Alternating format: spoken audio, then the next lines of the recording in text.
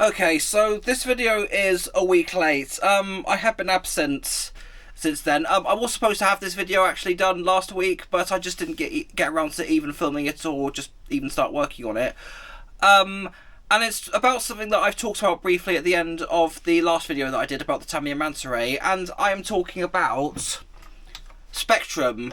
Now, I had been a Spektrum user since the early 2020s, and at one point I absolutely loved their transmitters. And in fact, they were at one point quite a dominant force in a lot of fields, and they were at one point the cream of the crop. They were the best transmitters you could get. They were widely used in not just in radio control aviation, but also in robotic backgrounds, as well as also professional engineering industries. So these were quite widespread, like a mass virus spreading pandemic. Now I have here got my DX6i. I also do have my DXE. I did also have the DX5e. Now, I sold that at one point. However, my dad still has his. He still uses it for his cars because he's not quite gotten used to pistol grip. So that's the DX5e. Did used to have one. I did also have, as well, I don't know if anyone else remembers this, the MLP4 DSM, which was quite a nice transmitter, but I sold it because I didn't really get a lot of use out of it. I did use it briefly for smaller robot combat weight classes, but then I started shifting over to the DX6i and the DXE for stuff like that. But in terms of why they're phasing out, I guess it's because of the fact that cheaper options have been coming on the market, which have been a lot better, which I will get to in a bit. But also Spektrum nowadays has become very, very expensive. Because in a lot of fields that I do compete in, whether it be radio control racing, robot combat, all other fields as well, Spektrum has been phasing out, and it's not as common as it used to be. There are other brands, for example, like Radiolink, Futaba, Sanwa, and stuff like that. Well, Sanwa is quite pricey, but in terms of the reliability in that as well, because I believe that Sanwa kicks Spektrum to the curb, so even though it's quite a price to pay, you do get a lot of what you pay. But Radiolink and other transmitter brands, FlySky I do want to get to in a bit. But for me, myself, who likes to do things on a budget, Spektrum is starting to become more increasingly expensive, and that's not just in terms of the transmitters, but mainly because of the receiver options as well. Now, I did used to get some Spektrum receivers really cheaply, most notably from brands like Orange RX and Lemon RX. However, the models that I needed also started slowly phasing out, and other models were just not compatible with what I intended to use them for. But I've also got my laptop here to get an idea of how pricey Spektrum receivers have gotten, and to show the problem with cheaper options as well. I do actually have my laptop down here because I do actually have a few screenshots. So starting off with this one, here we've got the Spektrum SR215. This is a 2-channel transmitter, and they're asking $35.99, although the recommended retail price is $39.99, so that's nearly £40 for one 2-channel receiver. Here we've also got the SLR300, another Spektrum, and this one is £26.99, with the recommended retail price at £32.50. Still quite pricey, and that's a free channel. Here we've also got, now here's the problem we've also got with cheaper options as well, is £13.89, which isn't the worst to pay for a radio control receiver, but that, however, is DSM2, which is the older version of DSMX, and although that would work with this, the DX5e, because this has the DSM2 modular, whereas the DX6i and the DXE has the DSMX modular, which is the newer version of DSM2, which DSM2 wouldn't work with that. Although there is actually, I just want to quickly check, there is a DSM2 up there. Yeah, so there is there's a DX6i over there, which was, I believe, my late brother's. But that's DSM2, so that would work. Anyway, moving on. So what else have we got? Here we've also got another DSM2 receiver on AliExpress, which isn't too bad, but then again, DSM2 is becoming outdated. And here we've got a Spektrum AR4. I'm kind of caught off guard by the image because it looks a little bit like the Titan submarine. Anyway, so that's a 4-channel sport receiver, which is $34.78. Here we've got a Spektrum AR620, which is a 6-channel receiver, and that is recommended price at $59.99, although Model Sport is doing it for $53.99. Now here's the problem where it lies with cheaper option, because I have actually used this particular type of receiver. It's a CM703. It doesn't really say what the brand is, but I did buy quite a few of them receivers, and they kind of function. They do technically work, but the biggest problem is that they do not have the failsafe on them, and that was even when I tried to tinker with the settings on the DSMX, and yet still it just wouldn't failsafe. And if you're using options like the DXE, which I haven't actually looked into how you set the failsafe on this, so I'll have to look into the instructions somewhere. But yeah, you could potentially be screwed, and especially in robot combat when failsafes are mandatory, that's going to screw you over. Here is also another DSM. Oh, this is a DSM2 as well. £8.93, not too bad, but that also I believe I have used as well, and that also has issues with failsafing. Another one, S62203, cheap Spektrum receiver, again more issues with failsafing. Redcon, I do believe maybe I've had issues with failsafe on this one. I do know people who have bought this kind of receiver and it turned out not to be very good. Here's what looks like a Spektrum receiver, but given that it's AliExpress, it's probably an off-brand, especially with it being that cheap. Now here's where it does get interesting, because this is a brand of receivers I have actually used and they are really, really good. And I used to get these receivers for less than £10, however they've also jumped to £15.48. Again, not the worst given how much you typically pay for Spektrum brand receivers. So £15.48 isn't too bad, but there are cheaper options out there that I do feel work better.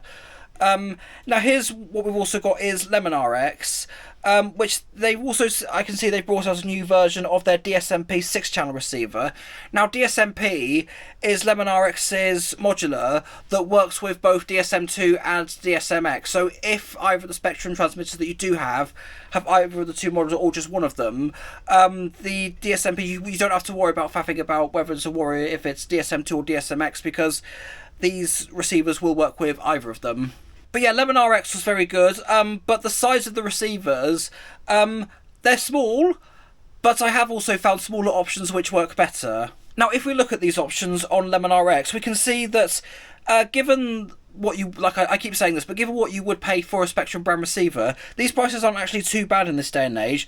So you've got $12.90 for this encased 6-channel receiver, which probably would work around £10, I'm guessing. The rate of inflation and the value of the pound keeps dropping and soaring, so it's varying. I can lose track of what the value is of the dollar nowadays.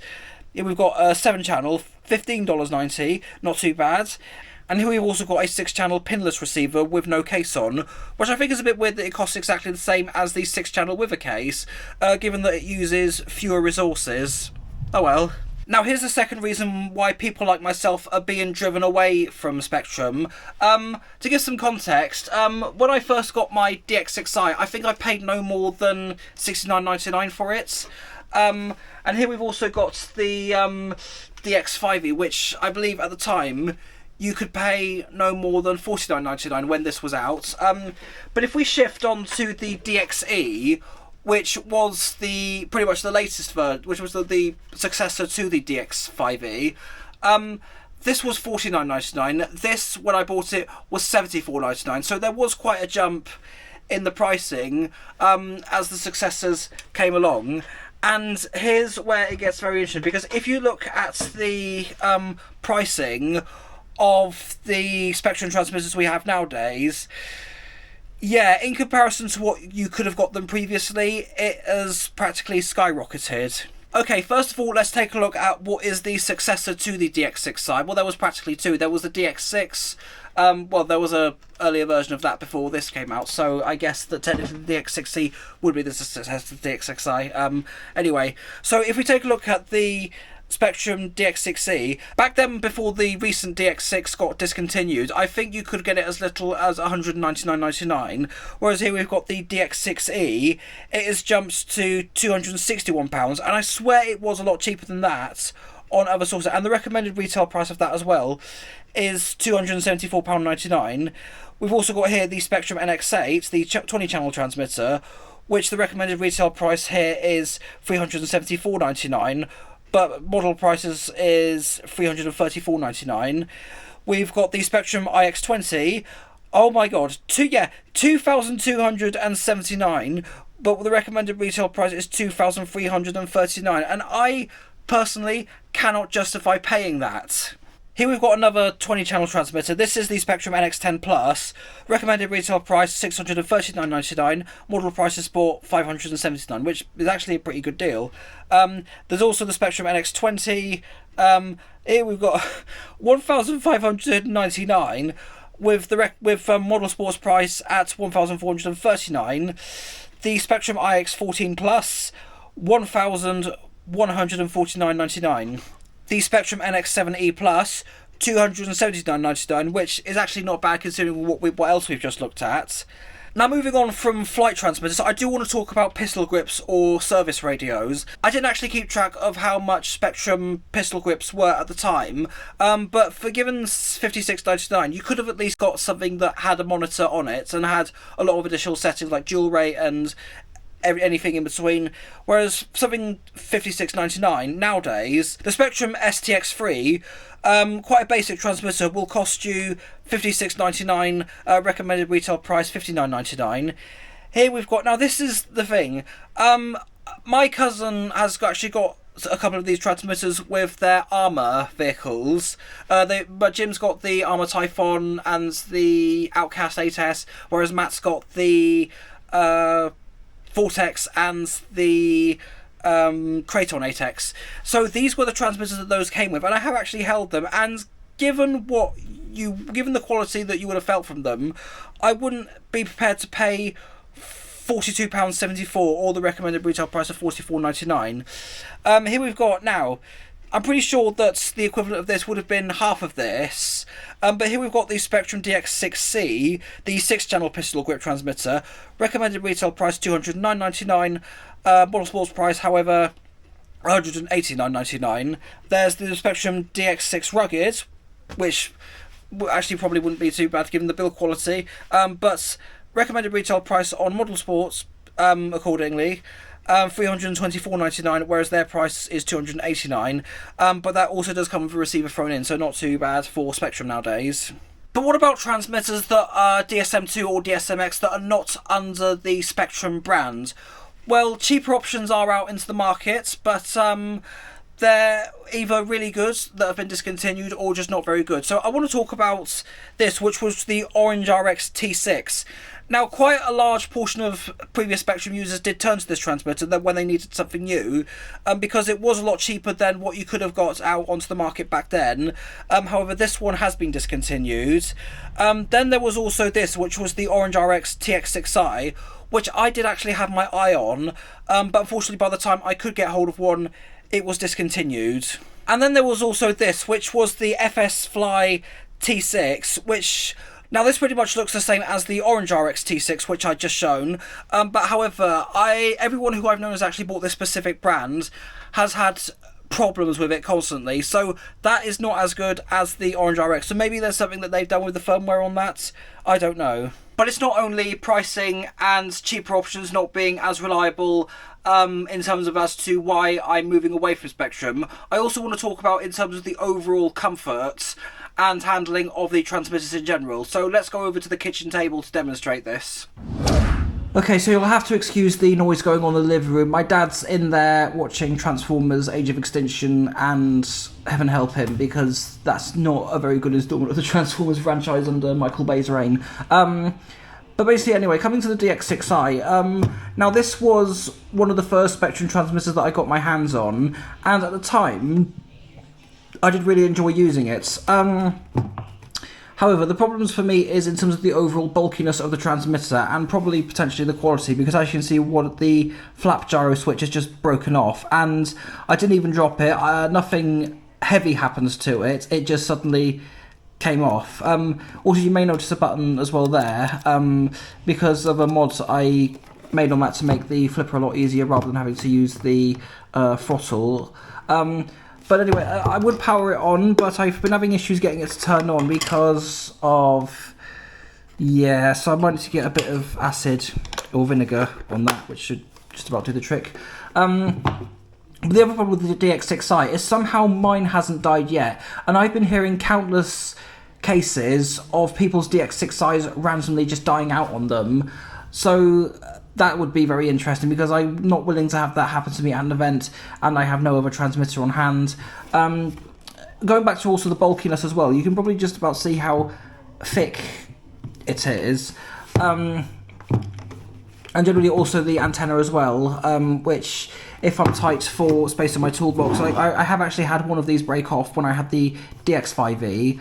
So yeah, I do feel that I'm grateful that this antenna format, or design rather, is starting to phase out. So overall the DX6i actually isn't bad to hold, but if I bring over to the DXE, and this is the case where transmitters tend to, where modern spectrum transmitters, this is kind of going to be a glaring problem for me with modern spectrum radio gear, because you probably can't do it justice.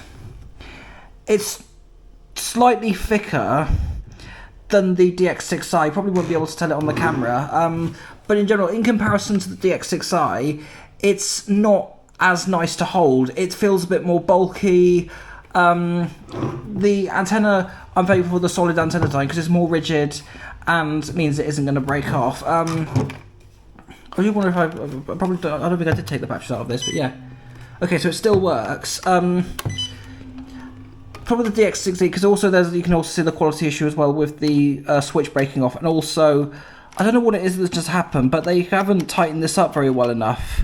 I have no idea what's just happened there, but the DX6E, don't know what it is about it, but in general, just in comparison to the DX6i, it's nowhere near as nice to hold for me. But also, given how much this cost, this brand new was more expensive than this, and I think it's been what, like a 10-year gap at minimum thing. I forget what the gap was since the DX6i was first released and the gap since the DXE was first released, but given how much spectrum transmitters nowadays, I don't feel worth paying like £200 for something that's just not nice to hold generally. The Spektrum itself is actually decent in terms of the way it functions, but yeah, I just don't have it in me to continue using the DX6E. I'm probably not going to get rid of them, because I might hang on to them just for the memories I have with them. But in terms of actually what I'm moving on to now,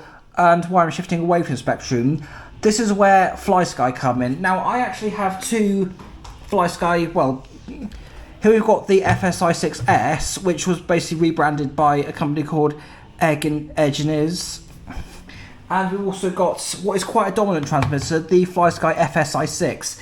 Now, this is a transmitter that's actually been popping up like rabbits. There are several people in the robot combat community that are using this transmitter, whether that be people who are just getting into the sport, people who are in lower weight classes, even some of the heavyweight teams that have competed on some of the biggest robot combat platforms in the world have started using this transmitter.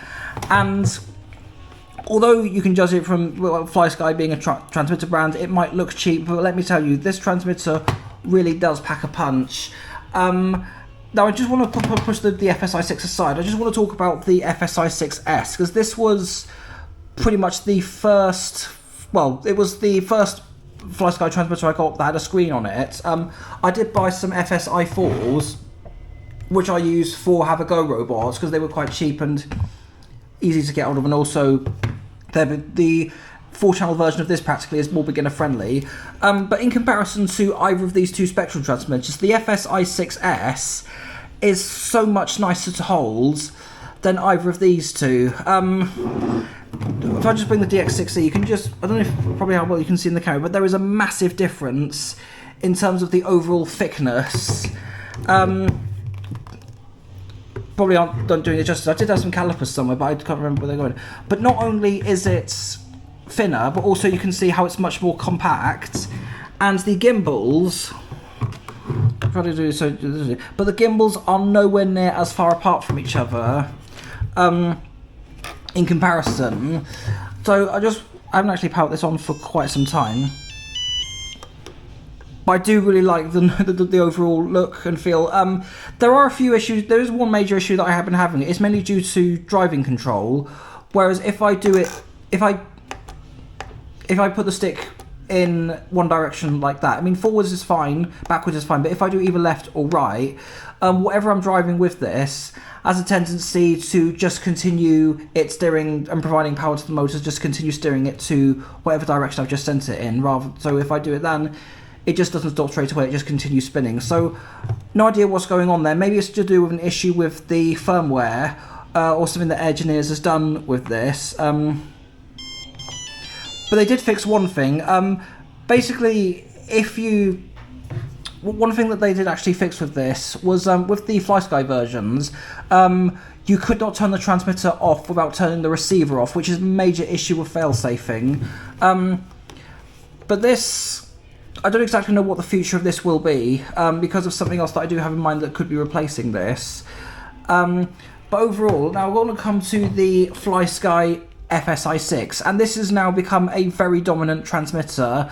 Not so much just because of how much more budget friendly it is, but also because of how much it kicks Spektrum to the curb from what I've been told. And from experience, I can completely understand it. But also, look how much thinner this transmitter is. I do wonder actually how much far apart. I just want to get the gimbals on the... Okay, so they are a little bit further apart, but in comparison to the DXE, actually that's not... Yeah, that's not too far off from each other actually. But the FlySky FSI6 is so much nicer to hold than the DXE, which is just incredibly bulky, because if you just look at the overall size comparison and the overall thickness, because you already talked about how thick the DXE was, whereas if we go over to the FSI6, that's a big difference. So that's played a huge part in that.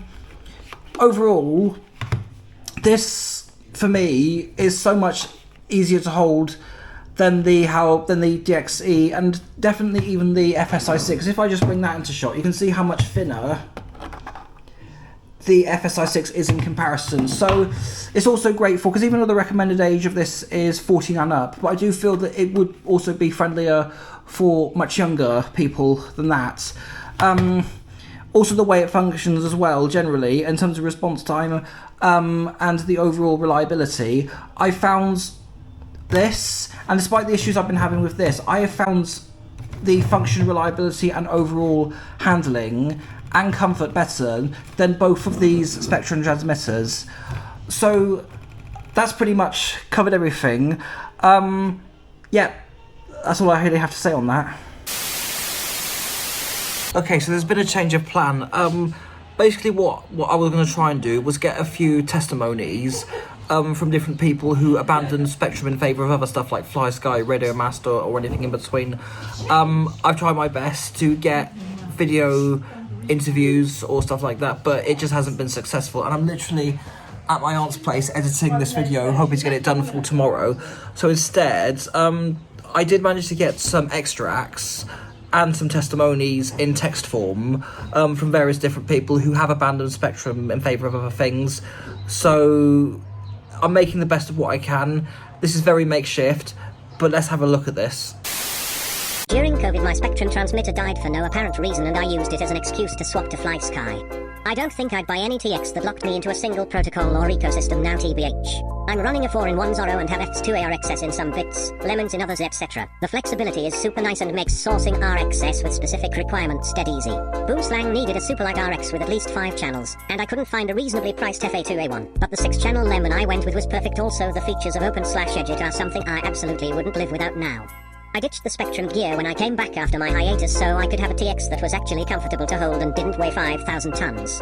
Not in robot combat but in remote control planes, I used Spektrum, but I have lost a pretty dang experience plane, $1,000 at the least with all electronics, due to my Spektrum transmitter just turning off in the middle of flying and totaling type lane. I have a super old FlySky transmitter that has been used to run a plastic cantweight once and never failed.